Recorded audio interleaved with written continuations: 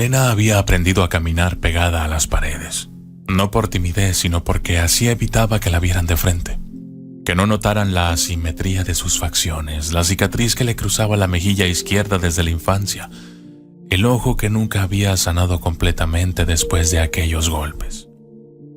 En la mansión de los Mendoza, ella era la sombra que servía el té, la figura silenciosa que ordenaba los aposentos, la hija menor que todos preferían olvidar. «Es hora de que Elena se case», había anunciado don Rodrigo Mendoza, una tarde de octubre, mientras revisaba los libros de cuentas con gesto adusto. Su esposa, doña Carmen, levantó la vista de su bordado con una expresión que mezclaba alivio y preocupación. «¿Quién querría casarse con ella?», murmuró, pero su esposo ya tenía la respuesta. Los Herrera necesitaban sellar un acuerdo comercial que les daría acceso a las rutas marítimas del norte. Don Andrés Herrera, viudo y sin herederos, había aceptado la propuesta sin siquiera conocer a la novia. «Una mujer es una mujer», había dicho con pragmatismo comercial. «Y los Mendoza tienen buenos contactos». Elena escuchó la conversación desde el pasillo, como tantas otras veces. No sintió sorpresa, solo una resignación helada que se instaló en su pecho con un peso familiar. Habían decidido su destino como quien descarta un mueble viejo que ya no sirve, pero que, quizás, a alguien más le pueda aprovechar. La boda fue un evento discreto, casi furtivo. Elena caminó hacia el altar con un vestido que le quedaba grande, prestado de una prima que había tenido la cortesía de no asistir. Don Andrés la esperaba de pie, un hombre de mediana edad con porte distinguido y unos ojos que no revelaban nada. Cuando la vio acercarse, no mostró decepción ni disgusto, solo una serenidad que Elena no supo interpretar. El viaje a la hacienda de los Herrera transcurrió en silencio. Elena miraba por la ventana del carruaje, viendo pasar paisajes que pronto se convertirían en su nueva prisión. Su esposo leía documentos. Ocasionalmente le ofrecía agua o una manta cuando notaba que tenía frío. Gestos pequeños, pero más considerados de los que había recibido en años. La casa de los Herrera era imponente pero acogedora, con jardines cuidados y una calidez que contrastaba con la frialdad marmórea de la mansión Mendoza. Cuando llegaron, una mujer mayor se acercó sonriendo. «Señora Elena, bienvenida. Soy Mercedes, el ama de llaves. Don Andrés me ha pedido que la haga sentir como en casa». Ella parpadeó sorprendida. ¿Señora Elena? Nadie la había llamado señora en su vida. Los días que siguieron trajeron una serie de pequeñas revelaciones. Don Andrés le había preparado una habitación luminosa, con vista a los jardines. Había libros en los estantes, libros que él había elegido después de preguntar discretamente sobre sus gustos.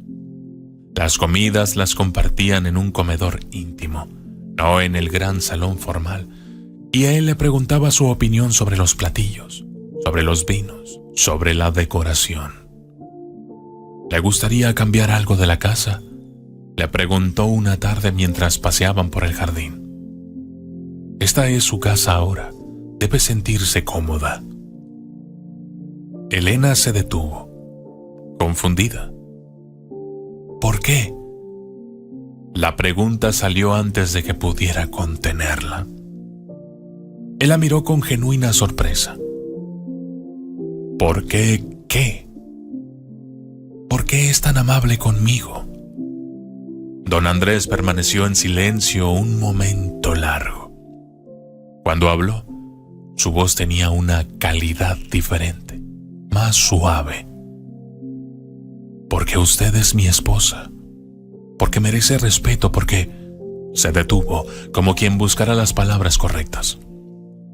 Porque cuando la veo, no veo lo que otros ven. Veo inteligencia en sus ojos, bondad en sus gestos, una fortaleza silenciosa que me inspira admiración. Ella sintió algo que se quebraba dentro de ella, como si hubiera estado conteniendo la respiración durante años y finalmente pudiera exhalar. Los meses que siguieron fueron los más felices de su vida. Andrés la consultaba sobre las decisiones de la hacienda. Valoraba sus opiniones, la incluía en las conversaciones con los visitantes. Gradualmente, Elena comenzó a caminar erguida, a sostener la mirada, a sonreír sin esconder la cicatriz. Se miró al espejo una mañana y vio algo que nunca había visto antes en ella. Dignidad. Fue Mercedes quien, sin pretenderlo, plantó la semilla de la verdad. Es curioso, comentó mientras arreglaban flores en el salón. Usted tiene los mismos ojos que tenía doña Isabela, los mismos ojos violetas tan raros de ver. Doña Isabela, la anterior dueña de esta casa, antes de que don Andrés la comprara, murió hace muchos años, junto con su esposo, en un accidente de carruaje. Eran los García Mendoza, una familia muy poderosa. No tuvieron hijos que sobrevivieran. Mercedes se detuvo, palideciendo. Perdón, señora, no debería hablar de los dueños anteriores. Pero Elena ya no la escuchaba. García Mendoza. El apellido resonaba en su mente como una campana distante. Esa noche no pudo dormir. Fue Andrés quien, notando su inquietud, le confesó la verdad. Él había investigado su pasado antes de aceptar el matrimonio, no por desconfianza, sino por amor genuino hacia ella.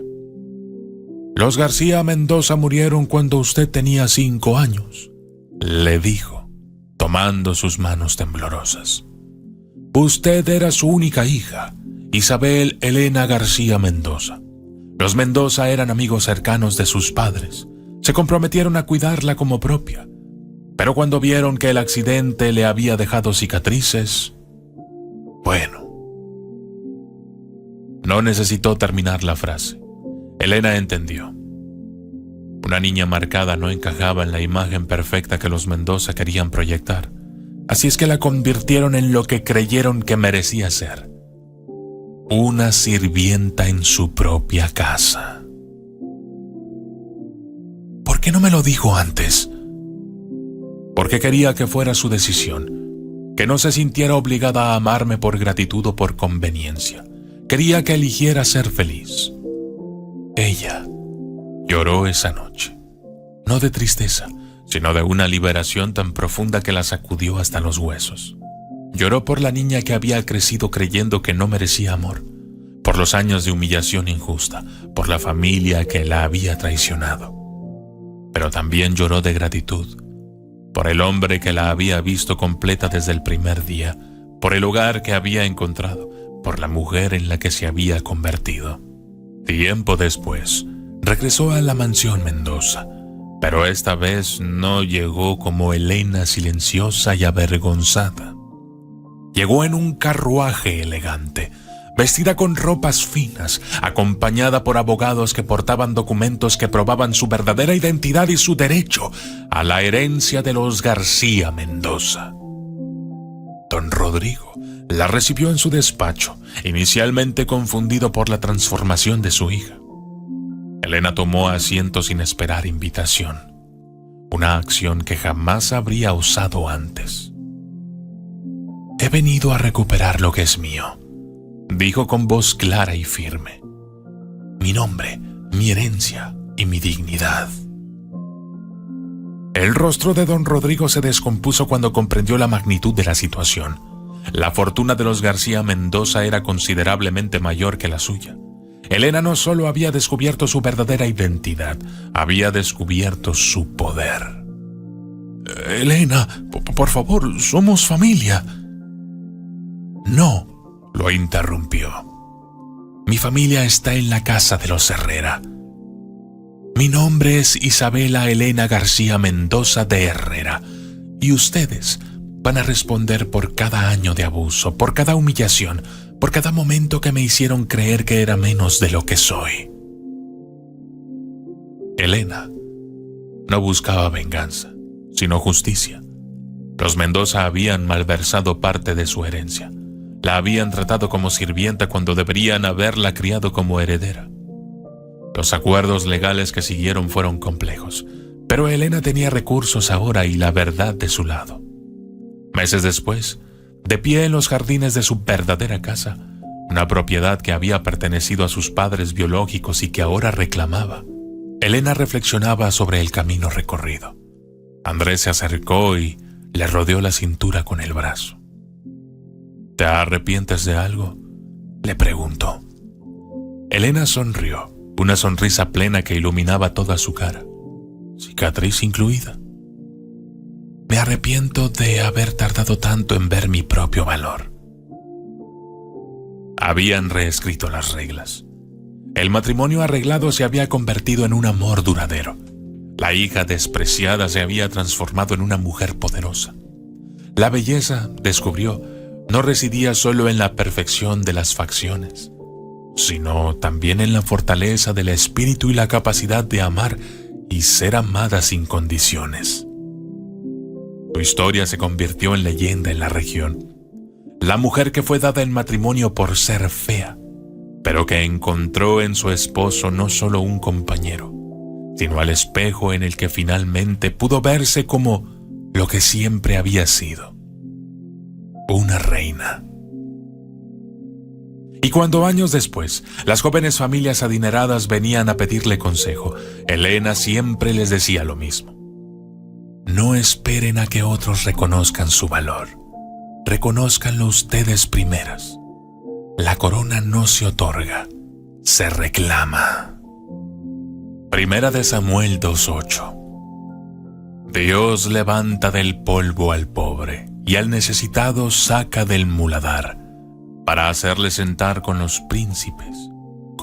príncipes de su pueblo.